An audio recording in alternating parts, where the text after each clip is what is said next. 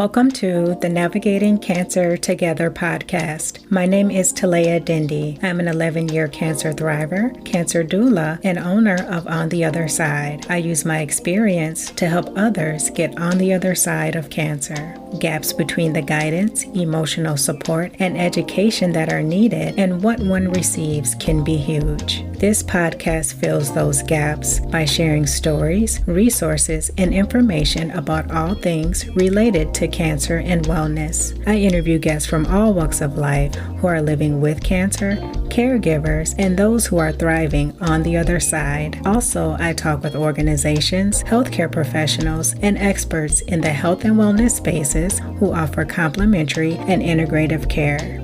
Join me. We are in this together.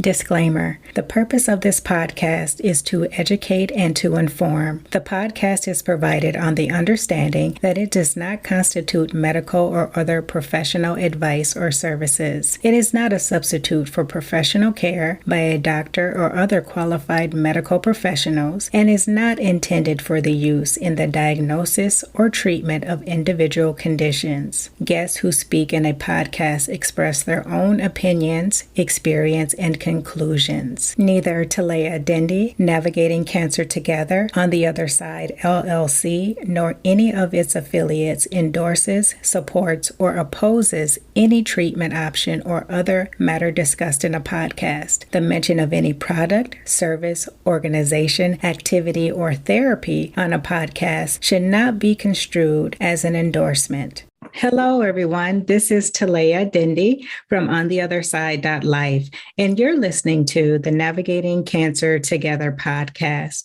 the show that has something for everyone facing cancer. Why? Because everyone is different, with different needs, beliefs, and perspectives.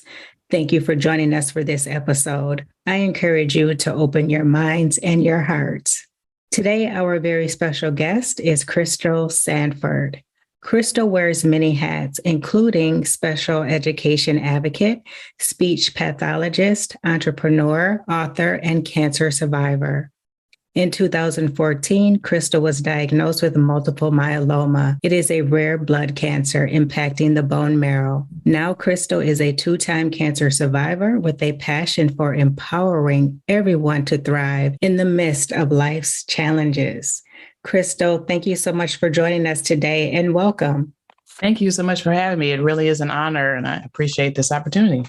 Thank you, Crystal. You have been diagnosed with multiple myeloma twice. Please tell us how you learned that you had multiple myeloma. It was a very interesting circumstance and a course of events. I was newly married and my husband had a financial planner and she was very on top of things and she wanted us to update some things in one of our policies and it required lab tests just to make sure that both my husband and I were healthy. And surprisingly, my tests came back abnormal, which was a real shock because I felt like a very healthy person and I was only 39 years old at the time. So I had to then contact my doctor who said, it's probably nothing, probably was poor lab testing and such things. So she retested me and this was around the Christmas holidays. So it was a little more challenging, but we did that in January 2014. The results came back that truly it was abnormal and truly there was something going on. And by the end of the month, the diagnosis was multiple myeloma. So really a surprise, again, a fairly healthy person, fairly healthy weight, and never had any such thing, nor was at least this kind of cancer in my family. It was a bit of a surprise. I can only imagine. It sounds like you didn't have any symptoms at all. You just went in for this test, and that's when you learned that, hey, there's something going on.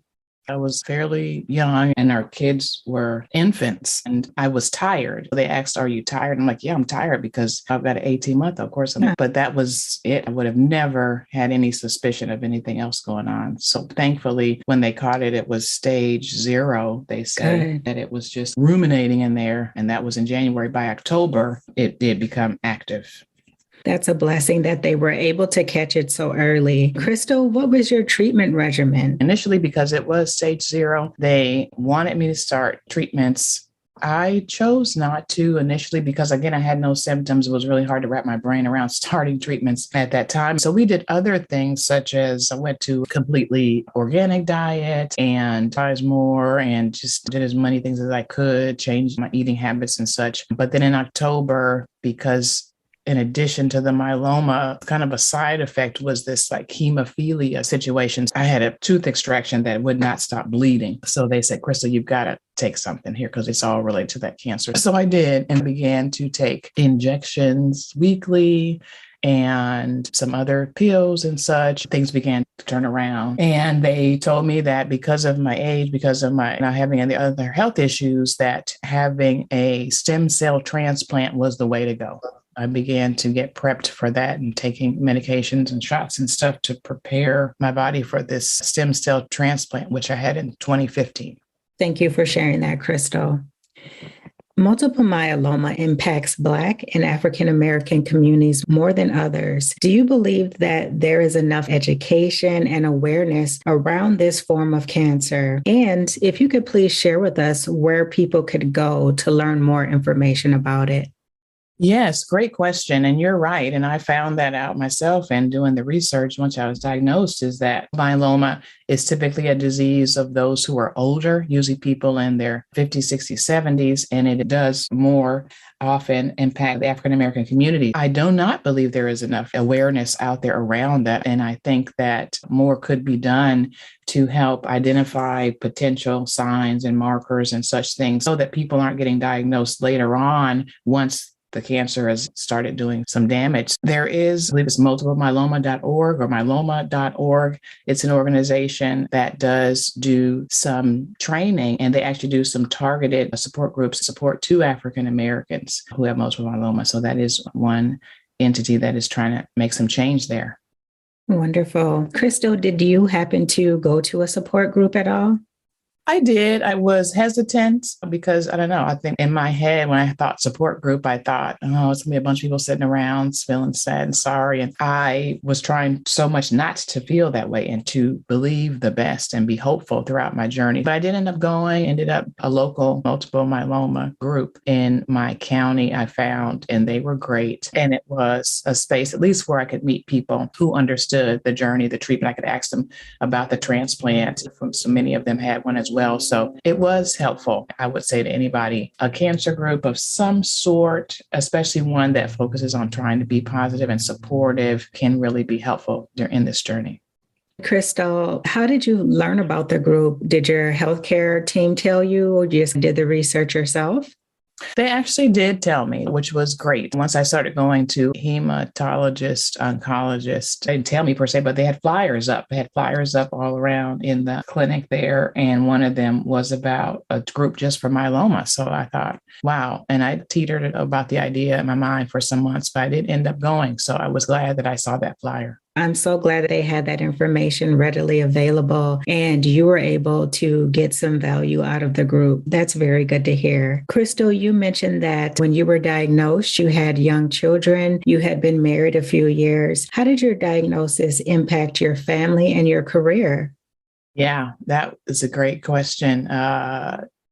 So many things. I had to kind of stop. I had stopped work. I was working in a public school system at that time, and I had to be able to take treatments that caused me to be immune compromised and not be able to work. So I had to stop work, and I had to share with my colleagues at work and family and such. It was just amazing, the outpouring of support that I received both times when I had the transplant. It was just amazing to see people wanting to help. And I tell people did my laundry, people that I barely even knew that were like a part of our church or people from work and such. And people took my kids to places because that was so important for me to be able to have my kids feel like life could still go on. Things were fairly normal as much as possible. So people took my kids to Halloween and places, and that was really important. So it was amazing to see that outpouring. It was hard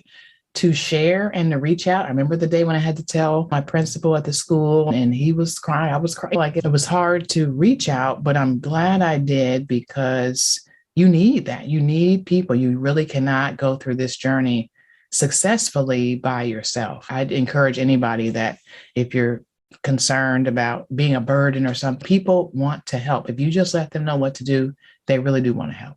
That's a blessing, Crystal, because a lot of times, or sometimes I should say, people are not so lucky and they have challenges at work and things like that. But when you get that support right away and often, it just makes the cancer journey so much easier because it's one less thing for you to worry about. Yeah, I totally agree. You're right. There's so much on your plate. You're trying to think about medications and appointments and how your body's feeling and trying to get up every morning. So yeah, if any of those things can be taken off your plate, even a few, it's just super helpful. I used these online platforms when I went through both times, and a platform where you can put in there the tasks that you need done and people can sign up for a task. And so it's super convenient because people say, oh, I want to help. But this way they can see specifically what they can do, bring a meal, walk the dog, whatever, and then sign up and help. So that was really helpful.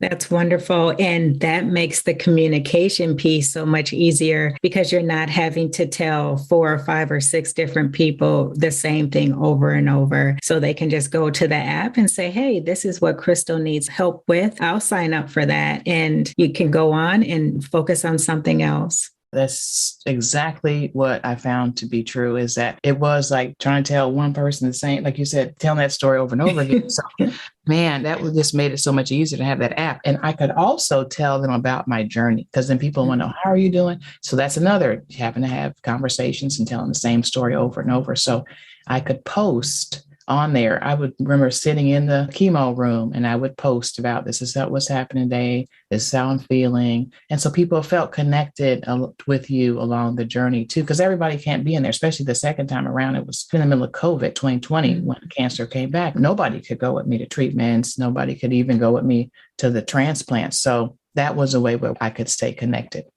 Crystal, speaking of having cancer the second time around, what has changed regarding your mindset since your first cancer diagnosis?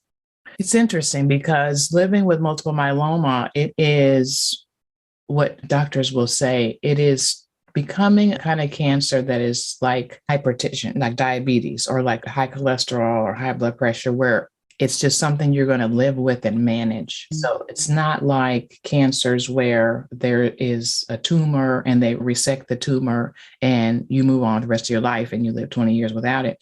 Myeloma, it's looming all the time. And so we're always on some kind of medication for the rest of our lives. And often it comes back. It'd be a year. It came back in 18 months. Some people, it hasn't come back in 18 years, but the potential is there. So I had to wrestle with that. I had to wrestle with the idea of, how do I live my life every day and put one foot in front of the other and focus on my kids and all the things that I was doing and not let cancer be looming to the point that I couldn't function. And I feel like I finally got to that place before the cancer returned. Fortunately, I don't know, it just seemed like it was serendipitous, but I finally said, you know what? It is what it is. I could get hit by a car. Anything can happen. I can't just be sitting around waiting for cancer to come back or worrying about it. And I tell you, when I got to that place, it was 6 months almost exactly to the point where the doctor said, hey, your results came back abnormal. We think cancer might be back again. Wow. Wow. And it was the same thing. It was crazy because it was around December again. And it was January 2020 where it came back with another biopsy and everything just to confirm that it was myeloma again. But at that point, this time I was like, then it is what it is. I can get another transplant. I've come through it once. I can come through it again. My kids were older relatively, so I felt at least they weren't infants. I felt a little bit better at that. And I had hope. I think coming through it the first time gave me hope to know, you know what, if it comes back 2, 3, 4 times, I'm going to be okay. I'm going to beat this thing and it's going to be all right. I love that mindset. And it's so important because a lot of times we hear the word cancer and we think, oh, wow, I'm going to die. But we have more survivors now than ever. It's very important, like you said, to learn how to live with it and try not to take that on right away. Oh, I'm going to die, because that just makes it so much harder. I think just focusing on living and how to live your best will make things a lot easier. Definitely. And that is really what I have tried to do in the face of cancer, living the life and thriving as much as I can. I think that is my goal.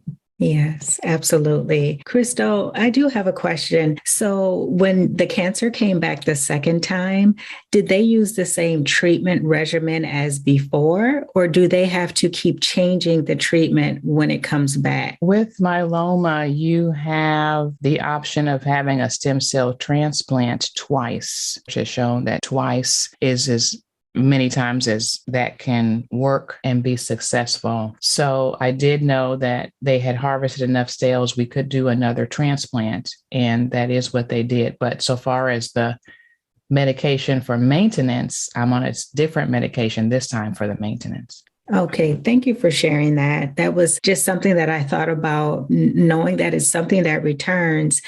I would think each time the treatment would have to change or get more aggressive. Yeah, definitely. The doctors have said now if it comes back again, I wouldn't have another option for a transplant, but there are so many new medications that are coming on the market and are out now that I've never had. There's many other options out there. Crystal, what have you learned from cancer? I know you touched on like mindset, learning to live despite having cancer. Is there anything else that you want to share about what you've learned? I think I've learned to take one day at a time. And I have been a person that loves to plan, and I love to think about 5 years from now, 10 years from now, next week, next month. And so I have learned to dial that back and try to really be present in each moment. And I still do make long-term choices and such things, but trying to really enjoy and celebrate the now has been another thing that I've learned. Absolutely. It just makes life, I think, more enjoyable because, like you, I'm a planner too. But boy, when cancer showed up, it definitely has a plan of its own. And during that time, especially during treatment, you can only plan out so far, a couple of days, Really, because you seriously, just because you don't don't know how you're going know. to be feeling from one day to the next, or appointments and all the things. So Crystal, what advice would you give to those at the beginning of their cancer journey? I would say, look, do not go Googling multiple myeloma and going down the rabbit hole of life expectancy. Such, yes, make yourself aware, be a student, learn about your own body and health and such things, but don't give in to fear. Do not. One of the things I learned early on was in reading books and stuff was people who lived and thrived and who had cancer had a mindset of, I'm going to live. And so you've got to keep that mindset. I'm going to live. I'm going to beat this. This is not going to take me down. So as much as you can keep that mindset, and even if that means keeping a small circle of people around you who believe the same thing, especially in the early times, that might be necessary because people hear cancer and they think the same thing. Oh, she's going to die. So you've got to do as much as you can to keep that mindset, stay strong, and be, like I said, a student of your body and yourself. Take notes, take a notebook with you to these appointments, write down the questions that you have so that you can ask them to the doctor. Really stay aware and be actively engaged instead of people just doing treatment to you. No, you really being a part of that team. I agree, Crystal. Thank you so much. Great advice. All the things that you've just mentioned are so critical. And I just want to kind of piggyback on what you said about even if it has to be a small circle, that is okay because you want those positive people around you that believe in you, the choices you're making, and they're in alignment with your beliefs. It makes a huge difference. Yeah, definitely does. We are the company that we keep, right? In so many ways. And this is also one of those times where, having people that are believing and supportive, and like you said, will honor your choices because everybody won't honor your choices. Some people will say, you should do this. Everybody's going to have an opinion for you. Everybody's going to want to tell you X, Y, Z to do, but you got to do what you know is best for you and keep that circle of people who will honor you as you make your choices. Crystal, what helped you the most during your cancer treatment? Wow. Eating when I felt good was helpful because you don't always feel good. So finding things and ways to eat, moving when you feel good enough to move, and walking and getting out in the fresh air. It was nice when I had the treatment of the stem cell transplant, is that you have to go and live at the hospital basically for 2 to 3 weeks, 4 weeks, depending on how long. My husband, the first time, was able to go with me, and they had these little cottages. You could stay there and recover. So we would go out and walk and just go walk around as much as I could and get the fresh air. That really was just rejuvenating. I love walking too. It just does something. It clears your mind. And especially if you're able to go and hear nature, the birds, all of those things, just the sun itself, it can make a huge difference. Crystal, you believe thriving is possible in the face of a cancer diagnosis. Please share more of your thoughts with us about thriving during a cancer diagnosis. As much as it may sound hard to believe, I do believe thriving is possible. I think thriving in the midst of any kind of challenge is possible. If you think about people who've gone, there are so many different kinds of challenges, being homeless and losing parents at young age, all these things. I feel like just like those challenges, thriving in the midst of cancer is possible if you believe it is. If you believe it is, if you have a network of people that help support and believe that, then yes, it is possible. I would say I am a walking evidence of that. Amen to that. Yes, you are. Crystal, one thing I wanted to touch on was faith and spirituality. Did those things play a part in your cancer journey? And if so, how did they help you? Yes, faith has always been a big part of my life as an adult. Like the support from our church that we were at both times was super helpful. People who were connected to us, it was very helpful. And people would pray for us. That is our faith. Just believing that there is a purpose. And I'm a big proponent. This is why I say I'm always about everybody thriving, that there is a purpose for me while I was born. And that just wasn't finished yet. I believe there was just more work for me to do. I believe that everybody is uniquely designed to do some things on this planet. And I just believed that my work wasn't done. And so my faith just kept me strong enough to come through it, because I knew that there was just more people for me to influence and help and support, and more work for me to do. Yeah, my faith in God was paramount during this time.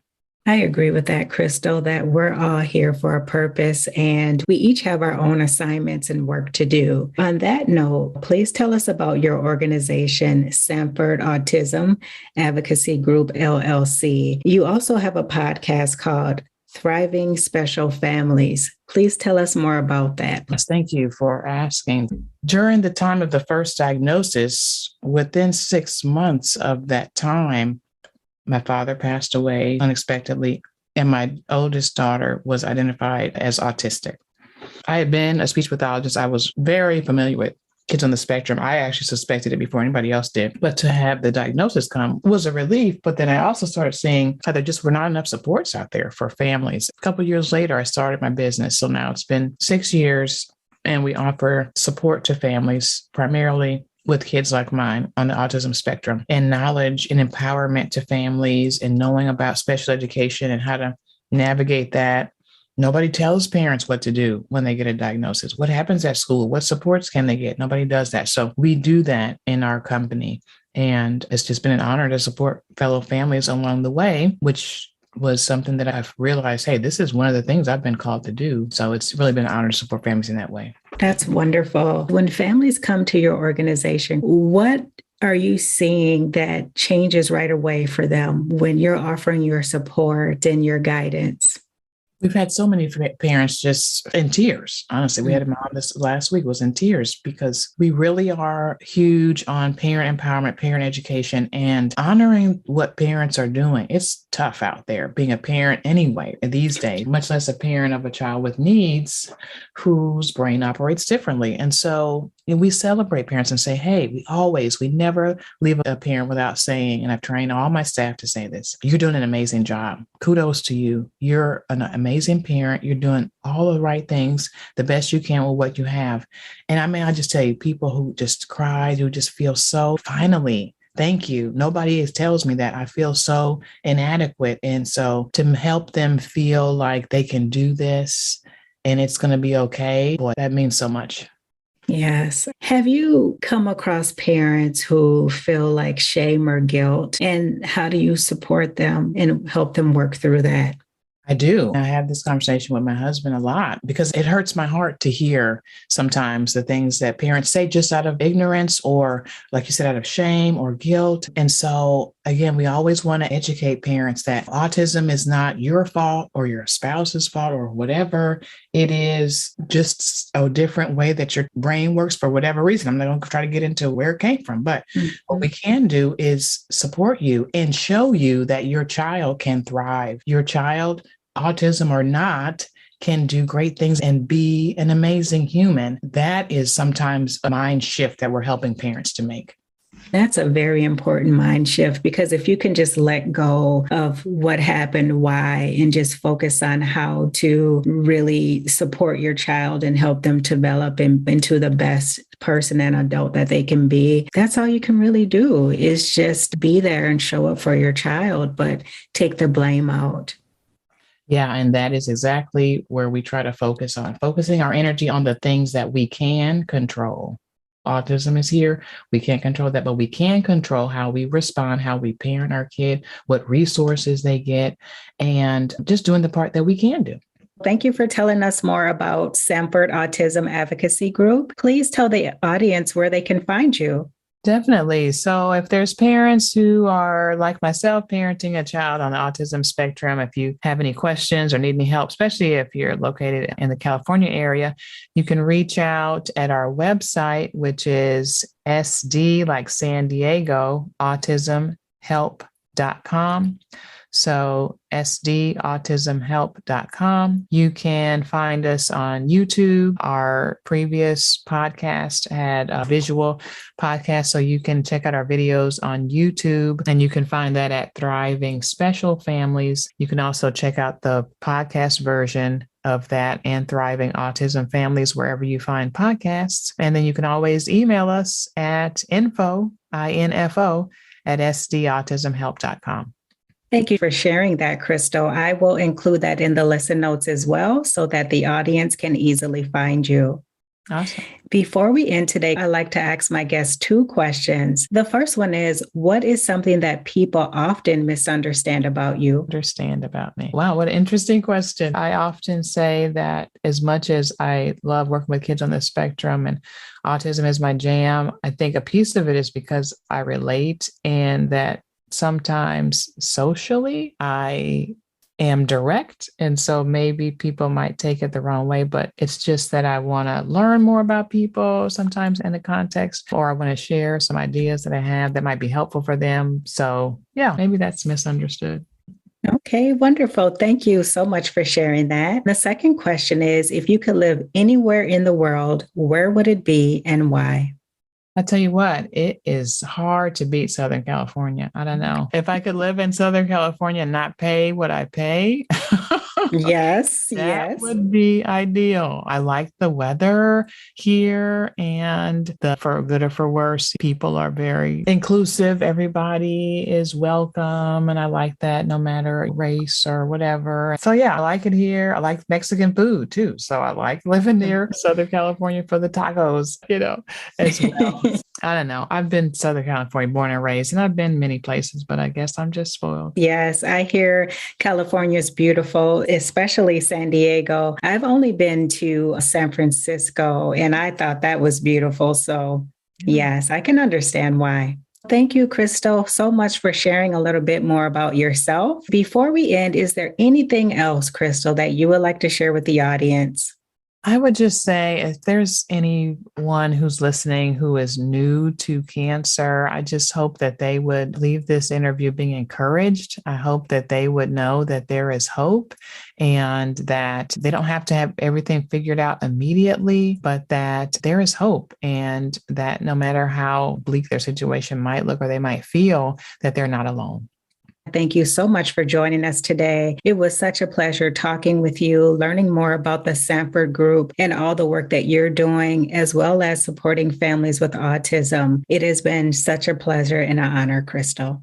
Oh, same here. Thanks so much for having me on the show. My pleasure. Before we end today, I would like to give a shout out to the listeners. Thank you so much for joining us today. If you enjoyed this episode, please share, follow, or subscribe so that you can easily find my podcast and listen again. That is it for this Wednesday. And until next time, let's keep navigating cancer together. Take care. Thanks for listening to this episode of Navigating Cancer Together. I hope you enjoyed it. Please be sure to subscribe, and if you enjoyed the show, please share or tell your friends and family about it. For notes from the show and previous episodes, visit ontheotherside.life and check out the podcast section. I would love it if you joined us for the next episode. Talk to you soon.